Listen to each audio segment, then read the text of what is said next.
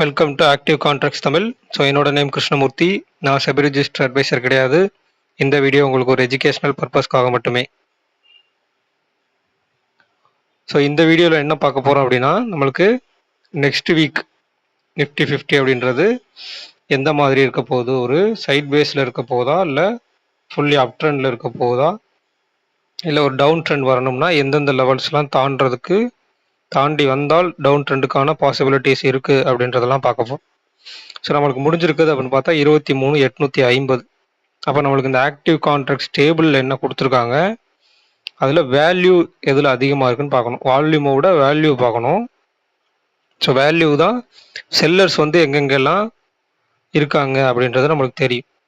So இதில் first எடுத்துட்டீங்க அப்படின்னா கிட்டத்தட்ட நம்மளுக்கு 24,000 கால் அண்டு 23,500 புட் ஆப்ஷன், அடுத்து 23,500 கால் ஆப்ஷன், சரிங்களா. அதுக்கப்புறம் 23,800 call option and 23,400 put option கொடுத்துருக்காங்க. அப்போ 23,400 டு 23,800 மிட் பாயிண்ட் நம்மளுக்கு 23,600. அதுக்கடுத்து 23,500 அப்படின்றது நம்மளுக்கு ஸ்ட்ராடல். அப்போ 23,500 புட்டு டு 24,000 வச்சோம்னா 23,750. இந்த லெவல் வந்து அடுத்த வாரத்துக்கு கொஞ்சம் குரூஷியலான லெவலாக இருக்கும். இதுதான் ரொம்ப ரொம்ப முக்கியம். ஏன்னா நம்மளுக்கு 500க்கு மேலே முடிச்சிருக்காங்க, 24,000க்கு கீழே முடிச்சிருக்காங்க. ஓவரால் மிட் பாயிண்ட்டுக்கு மேலே முடிச்சது அப்படின்றது ஒரு பாசிட்டிவ் நோட் அப்படின்னாலும், அந்த மிட் பாயிண்ட் அப்படின்றது நெக்ஸ்ட் வீக் உடைய லோவாக அமைஞ்சிச்சு அப்படின்னா அதுக்கு கீழே வந்து மார்க்கெட் போகிறதுக்கு வாய்ப்புகள் கம்மியாக இருக்கிற மாதிரி தெரியுது.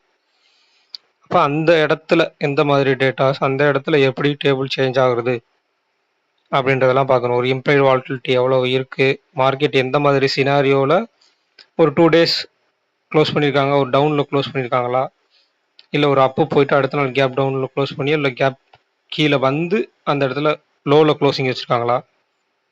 மிக மிக முக்கியமான விஷயம் வந்து ஓப்பனுக்கு மேலே க்ளோஸ் வைக்கிறாங்களா, ஓப்பனுக்கு கீழே க்ளோஸ் வைக்கிறாங்களான்றதெல்லாம் பார்க்கணும் நெக்ஸ்ட் வீக்கில்.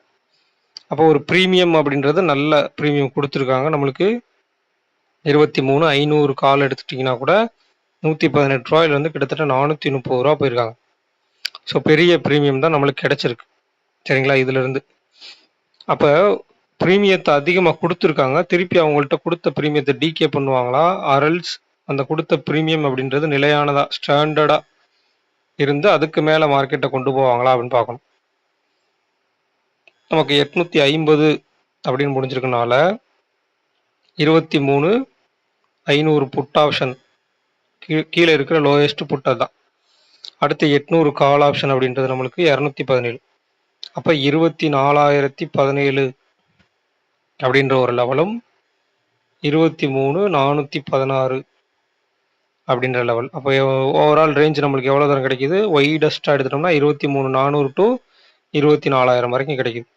அப்போ 23,400 டு 24,000 வச்சிட்டோம்னா நம்மளுக்கு கிட்டத்தட்ட 600 பாயிண்ட். அப்போ 23,700 அப்படின்றதும் ஒரு முக்கியமான லெவல். 700, 750 இந்த லெவல்ஸ் எல்லாம் கொஞ்சம் குரூசியலான லெவல்ஸாக இருக்கும். 24,000க்கு மேலே போவாங்களா அப்படின்னு கேட்டால் அதுக்கடுத்து அந்த ப்ரீமியத்தை நம்ம ஆட் பண்ணிக்கணும். 120 அப்படின்னு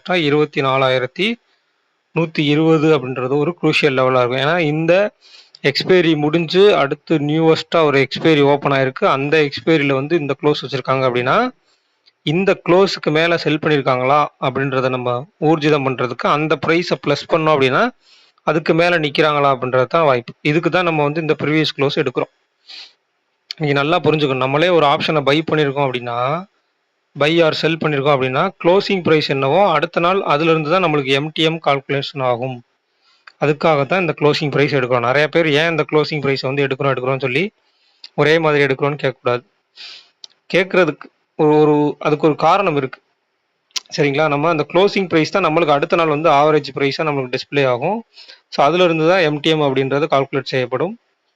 ஸோ இதே தான் எல்லாத்துக்குமே. அப்போ நம்மளுக்கே அப்படின்னா ஒரு இன்ஸ்டிடியூஷனலாக ஒரு பெரிய ட்ரேடர்ஸுக்கும் அதே தான் வரும், சரிங்களா. அப்போ அங்கேருந்து எப்படி ப்ரைஸு அன்னைக்கு எம்டிஎம் அவங்க வந்து க்ரீன்லையா ரெட்டில் க்ளோஸ் பண்ணுறாங்களா அப்படின்றது தான் பார்க்கணும்.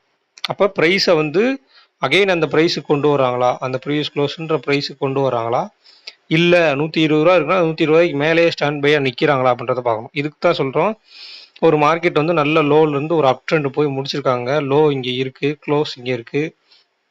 மேல ஒரு 920 சம்திங் வச்சுட்டு கீழ இந்த இடத்துல க்ளோஸ் வச்சிருக்காங்க அப்படின்னா, அடுத்த நாள் உங்களுக்கு கிட்டத்தட்ட மிட்ல, அதாவது இந்த ரேஞ்சுக்கு நடுவுல ஓப்பன் ஆயிட்டு கீழ வந்தால் கீழ வர்றதுக்கு வாய்ப்பு. அதர்வைஸ் நியர்பையோ இல்ல அதுக்கு மேலேயோ டாப்லயோ இங்க ஓப்பன் பண்ணிட்டாங்க அப்படின்னா, ஒரு சைட் வேஸோ இல்ல ஒரு சின்னதா sideways to up trend போறதுக்கு தான் வாய்ப்பு. டைரக்ட்டா வந்து இவ்வளவு தூரம் ஏறி முடிச்ச மார்க்கெட்ட டக்குன்னு கீழ இப்படிலாம் விட மாட்டாங்க. ஸோ அந்த நியூஸ் பேஸ்டு மார்க்கெட்ல வேணா நடக்கலாம். அதுக்கு நம்மளுக்கு இம்ப்ளைட் வாலட்டிலிட்டின்றது ரொம்ப ரொம்ப முக்கியமா இருக்கணும். சரிங்களா? அப்ப இதுல ரேஞ்ச் அப்படின்றது 23,500 புட் ஆப்ஷன், 800 கால் ஆப்ஷன். இதனுடைய short range and wide range எடுத்துக்கங்க. அதுலேருந்து ரேஞ்ச் கால்குலேட் ஆகும். அடுத்து நம்மளுக்கு இம்ப்ளாய்டு வாலட்டிலிட்டி அப்படின்னு பார்க்கும்போது நம்மளுக்கு கால் சைடு 12, புட் சைடு 16. அப்போ நாளைக்கு என்ன ஆகும்? ஓப்பனுக்கு மேலே ப்ரீவியஸ் க்ளோஸ்க்கு மேலே மார்க்கெட் நின்றுச்சு அப்படின்னா புட் ஆப்ஷனுடைய கரைதல் இறக்கம் அப்படின்றது அதிகமாக இருக்கும். கால் ஆப்ஷனுடைய ஏற்றம் அப்படின்றது ஸ்லோவாக இருக்கும். எப்போ ஓப்பனுக்கு மேலே ஹைக்கு மேலே நடந்து இம்ப்ளாய்டு வாலட்டிலிட்டியும் சப்போர்ட்டிவாக இருக்கும்போது மட்டும்தான் மார்க்கெட் அந்த ப்ரீமியம் வந்து அதிகமாக ஏற வாய்ப்பு இருக்கும். அதுலேயும் ப்ரீமியத்துக்கு ஒரு கால்குலேஷன்ஸ் இருக்குது. அதாவது ஒரு நாளைக்கு 150 to 200 பாயிண்ட் அப்படின்னு ரேஞ்ச் வச்சிட்டோம்னா ப்ரீமியத்துக்குள்ள ஒரு கால்குலேஷன்ஸ் இருக்குது. ஒரு ப்ரீமியம் லோலேருந்து இவ்வளோ பாயிண்ட் தான் ஏறுறதுக்கு வாய்ப்பு அப்படின்ற மாதிரி. அதுலேருந்து அவங்க ரிவர்சல் கொடுத்து அகைன் அந்த கொடுத்த ப்ரீமியத்தை டிகே பண்ணுறதுக்கும் வாய்ப்புகள் இருக்குது. ஸோ இதெல்லாம் கொஞ்சம் கூர்ந்து கவனிக்கணும். இந்த மாதிரி இம்ப்ளைடு வாலட்டிலிட்டி சேஞ்ச் எல்லாம் அப்பப்போ பார்க்கணும். எந்த ஒரு டேட்டாவுமே இல்லாமல் டைரெக்டாக வந்து மார்க்கெட்டை பார்த்துட்டு மார்க்கெட் வந்து க்ரீனில் இருக்காங்க, ஸோ மேலே போக போகிறாங்க, ரெட்டில் இருக்காங்க, ஓப்பனுக்கு கீழே இருக்காங்க, இல்லை ப்ரீவியஸ் க்ளோஸ்க்கு கீழே வந்து ரெட்டில் இருக்காங்க, கீழே வந்துருவாங்க அப்படின்னு சொல்லி எடுத்துட வேணாம். ஏன்னா இது முழுக்க முழுக்க வந்து இங்கே டேட்டாஸ் என்ன சொல்லுதோ அதன்படி தான் அங்கே ரியாக்ட் ஆகும். இங்கே டேட்டாஸ் எப்படி மாறுதல் இருக்கோ, டேபிள் எப்படி சேஞ்சஸ் இருக்கோ, முந்தைய நாள் கொடுத்துருக்க ரேஞ்ச் என்ன இருக்கோ அந்த ரேஞ்சுக்குள்ளே இருக்கிறதுக்கு மார்க்கெட் வந்து முற்படும். ஏன்னா ப்ரீமியம் அப்படின்ற ஒரு விஷயத்த டிகே பண்ணணும். அந்த டிகேன்ற ஒரு விஷயம் நடைபெறாமல் நேற்றுக்கு நம்மளுக்கு ஒன் சைடாக ப்ரீமியம் கொடுத்துருக்காங்க. அப்போ அந்த கொடுத்துருக்க ப்ரீமியத்துக்கு ஒரு சின்ன டிகே நடக்கணும். ஸோ கொஞ்சம் கேர்ஃபுல்லாக இருக்கணும். இதெல்லாம் வந்து பார்த்து. அடுத்து நம்மளுக்கு பேங்க் நிஃப்டி நம்மளுக்கு 54,300 முடிச்சுக்கிறாங்க. ஓவரால் நம்மளுக்கு எல்லாமே வந்து கால் சைடு தான். அதாவது 53,000 புட் ஆப்ஷன்லேருந்து 53,500 கால் ஆப்ஷன், அதுக்கடுத்து 54,000 கால், 55,000 கால், 56,000 கால் எல்லாமே நம்மளுக்கு கால் சைடு தான் கொடுத்துருக்குறாங்க. ஆனால் நம்மளுக்கு முடிச்சது வந்து 54,300. அப்போ 54,300 முடித்தவங்க இங்கே 53,500 கால் கொடுத்துருக்காங்க, 53,000 புட்டு கொடுத்துருக்காங்க. ஓவரால் புட் ஆப்ஷன் அப்படின்றது நியர்பை இருக்குது இங்கே 53,000 புட் ஆப்ஷன். அப்போ 54,500 கால் ஆப்ஷன். நெக்ஸ்ட் வீக் நம்மளுக்கு எக்ஸ்பைரி.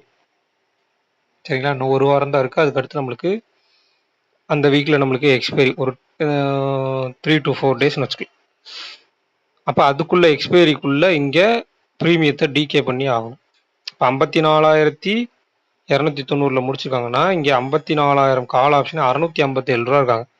அப்போ இதில் இருக்க டைம் வேல்யூவை கால்குலேட் பண்ணணும். டைம் வேல்யூ எவ்வளோ இருக்காங்க, அந்த டைம் வேல்யூ டிகே பண்ணணும்னா என்ன மாதிரி இருக்கணும் அப்படின்றது. இப்போ 53,500 994 ரூபா நியர்பை 1000 வச்சோம்னா மார்க்கெட் இப்போ 54,500 இருக்கணும். ஆனால் 54,290 தான் இருக்காங்க. கிட்டத்தட்ட உங்களுக்கு எவ்வளோ 210 பாயிண்ட் வந்து இதில் ஐடிஎம்ல 1000 பாயிண்ட் உள்ளே இருக்கவங்கள்ட்ட 210 பாயிண்ட் டைம் வேல்யூ இருக்குது. ஸோ அந்த டைம் வேல்யூவில் எப்படி டிகே பண்ணுறாங்கன்றதை பார்க்கணும்.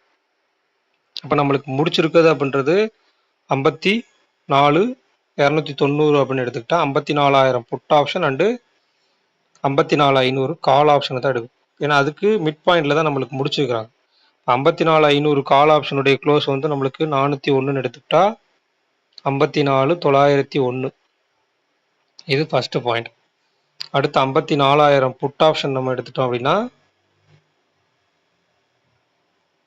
54,000 புட் ஆப்ஷனுடைய க்ளோஸ் 458. அப்போ 53,500 சம்திங் அந்த இடத்துக்கு நியர்பை தான். அப்போ 53,500 to 55 அப்படின்றது கிட்டத்தட்ட நம்மளுக்கு ஒரு 1,500 பாயிண்ட் ரேஞ்ச் இருக்கு. சரிங்களா? இந்த எக்ஸ்பைரி ஒரு 3 நாளைக்கு. அப்போ அந்த 1,500 பாயிண்ட்டை ரீச் பண்ணுறாங்களா, இல்லை எஸ்டர்டே ஹை அண்ட் எஸ்டர்டே லோவுக்குள்ளே மார்க்கெட்டை வச்சு அதுக்குள்ளே ப்ரீமியத்தை டிகே பண்ணுறாங்களான்னு பார்க்கணும். அதுக்கு இம்ப்ளைடு வாலட்டிலிட்டி எவ்வளோ சப்போர்ட்டிவாக இருக்குன்னு பார்க்கணும். இவ்வளோ தூரம் மார்க்கெட் மேலே ஏறினாலும் இன்னும் புட் ஆப்ஷன் சைடில் வந்து நம்மளுக்கு இம்ப்ளைடு வாலட்டிலிட்டி ஹையராக தான் இருக்குது. அப்போ இது எப்படி டிகே நடக்க வாய்ப்பு இருக்குது அப்படின்றதெல்லாம் பார்க்கணும். ஸோ இதெல்லாம் கொஞ்சம் கேர்ஃபுல்லாக பாருங்கள். நமக்கு மே மாதம் 4ஆம் தேதி வந்து நம்மளுடைய கிளாஸஸ் ஸ்டார்ட் ஆகிருக்கு. கிளாஸஸில் ஜாயின் பண்ணணும் விருப்பம் இருக்கவங்க 7907904877 அப்படின்ற நம்பருக்கு வாட்ஸ்அப் பண்ணுங்கள். வாட்ஸ்அப் பண்ணி கிளாஸோட டீட்டெயில்ஸ் வாங்கிங்க. ஸோ நன்றி, வணக்கம்.